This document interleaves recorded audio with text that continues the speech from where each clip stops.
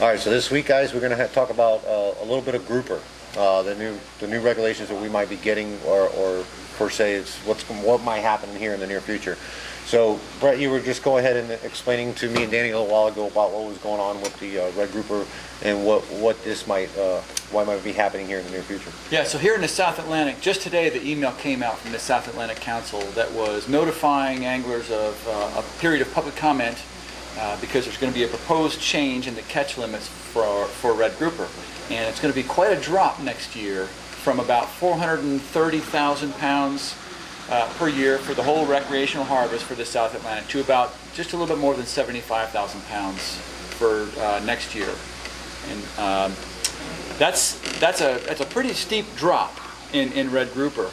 And what's interesting is, I kind of like it, to be honest with you. well, that's what's interesting to me is that you hear. It's kind of scary to me though, but I can carry on, like please.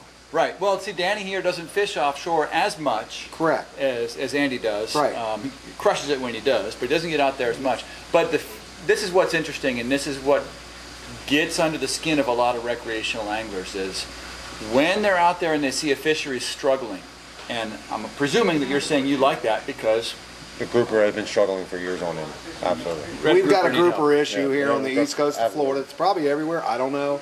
But Well, yeah. I would say here, I mean, it's definitely an issue down here in our area of South Florida. You go down to the lower Keys and the Gulf, and the groupers The are a little different, Tortugas and yeah. all that, it's a little it's different, okay. a little right. different, a little different, but Okay. still, nevertheless. Yeah, and this is why it's interesting to me because you have, when regulations match what people are seeing, people understand it. And when you go to these commission meetings, if you were there and red grouper came up, you'd say, "I think we should tighten up the regulations on red grouper." Now their cousins, the red snapper, the opposite is true. What's happening on the water is the opposite of what people are seeing, and there's a lot of reasons for that.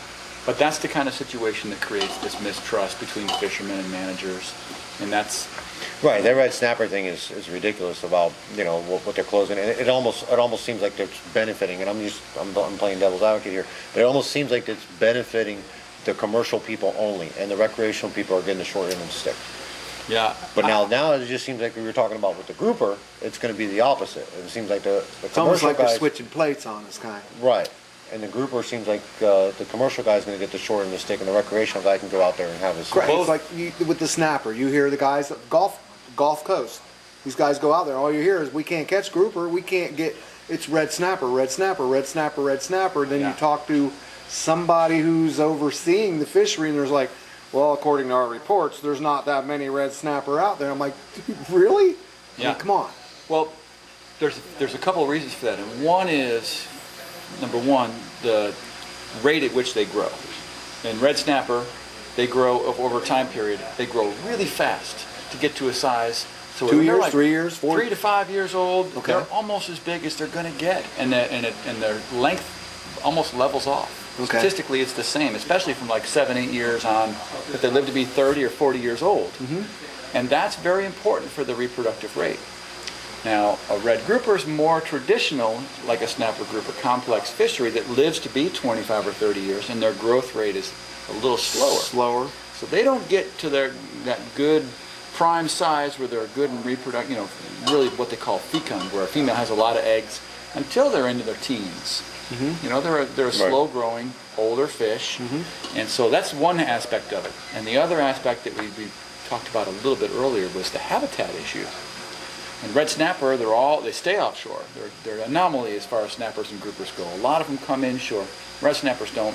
So their habitat's fairly intact down here. So They're a lot faster fish too. I mean, that's got to be from predators and whatnot. I mean, those red snappers got to be a more where groupers are more staggering and they stay in the general area. I've seen dive videos. Those groupers will look at a spear fisherman and like, "Hey, buddy, what's going on?" Where a snapper, that snapper's taking off if he sees you. So they're a little bit. red groupers do have a very high what they call site fidelity. They'll stay in an area. They're very loyal to it.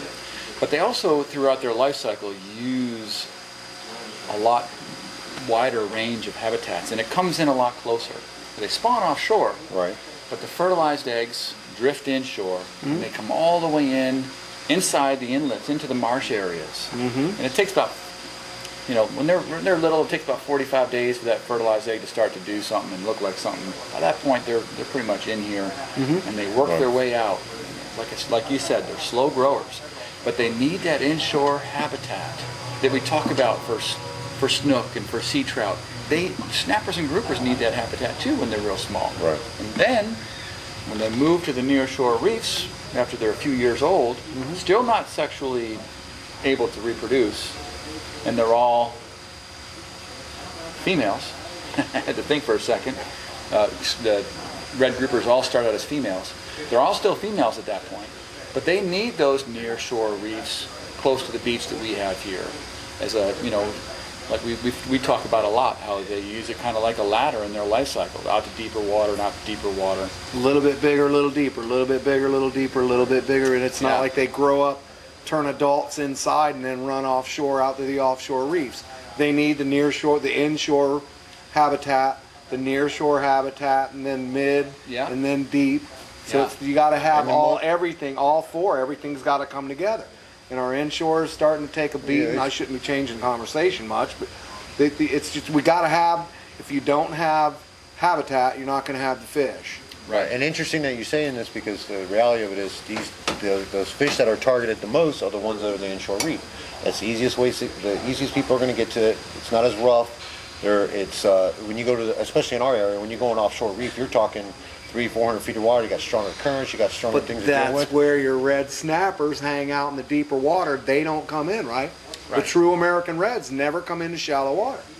Well, not normally. They'll start to push in. I mean, there's so many of them that they're kind of finding them in shallower and shallower waters in their range.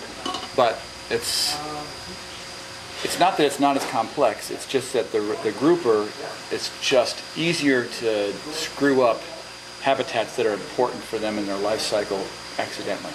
And just the benefit, you know, talking about the reefs that they need, and we hear a lot about the benefits of dropping and deploying offshore artificial reefs. Now, the temperature of the water has to be a factor here, because I noticed in the wintertime, these grouper with the colder water, they get pushed in, the bigger ones, and that's why they actually have that closed season. I've always wondered if they get pushed in or if they move in for the spawn, because that's like, it's grouper seasons. It's like wintertime, grouper season's closed, can't catch them. Well, you know, got to let them go. I'll tell you, just talking strictly about the regulations here in the Atlantic. So your aggregate grouper limit is 3 per person, right? So, and it starts what? When does it start? May 3rd?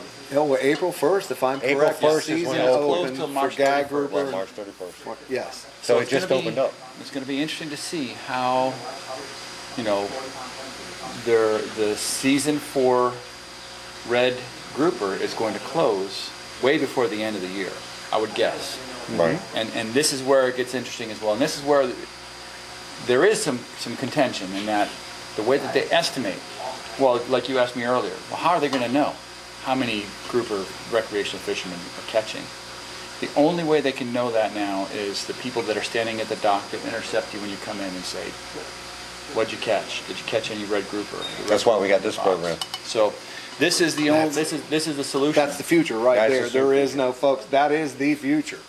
Yeah. iAngler is the future. Yeah, you guys, it's very crucial that I think that this is ideal to our future of figuring out, you know, instead of these people just making assumptions of what's going on out there and making these regulations thinking they know what the answer is, and it doesn't seem like they do.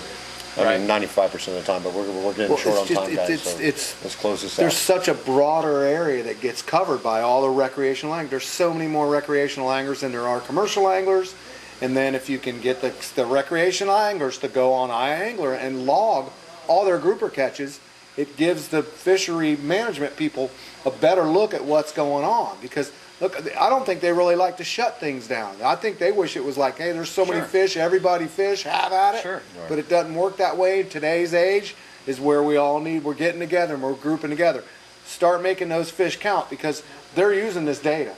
And if they're not using it, you know, they're looking at it, and they're looking your data over. Snook and Game Fish Foundation, they're going over iAngler data and going, wow, look at all this, you know, it's interesting, but yeah, we definitely we're running short on time. You want to close this out? What this really does as much more than anything else Yep. is it allows the fish that we let go to be counted in these stock assessments, and this is the only way that that can happen.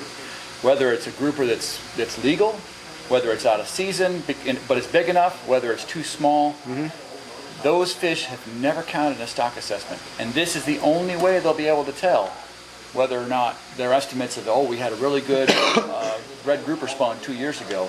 If the people aren't reporting the groupers that they catch that are about in that size range, they've got no way of knowing whether that was a good spawn. This is They your expect to voice see. in fisheries management right here, folks. Yes, guys. That's your voice right there.